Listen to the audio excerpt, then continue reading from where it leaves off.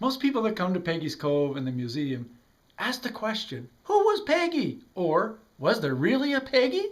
And I say, come on in. Let me show you and tell you what we know. And I start off with this little book by Bill DeGarth. This is Peggy's Cove, and he talks about the legendary shipwreck of the young woman who was the only survivor, and her name was Margaret, and they called her Peggy.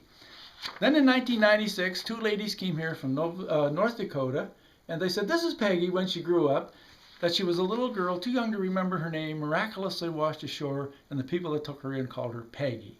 And in both versions, everybody around the bay would say, let's go see Peggy of the Cove. So, of course, eventually they named it Peggy's Cove in her honor. And you can learn all about it in Bruce Nunn's book, Nova Scotia History with a Twist. Then in 1996, we had Hurricane Josephine, and I took 60 pictures, and I got 2 good ones. And Roger and Sheila Crooks had a bed and breakfast, and they got free decorations from me, and I got free sales. And shortly after they opened, Roger came up and he said, Ivan, this gentleman came in from the United States, and he pointed out this woman. In the wave, he said, look, there's a woman.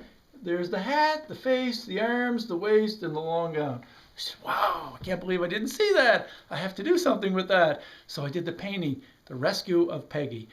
Then I wrote the song, Peggy of the Cove. And shortly after, I said, I must write the story. So I started writing the books. Now, since Bill said a young woman named Margaret, and these ladies said a little girl too young to remember her name, I started Peggy at age 8, but she has a memory loss. And in my story, she became friends with my grandmother who lived here. So I bought the house after Mom died, and I had it all cleaned out, made it into an art gallery. But for fun, I had the Peggy room.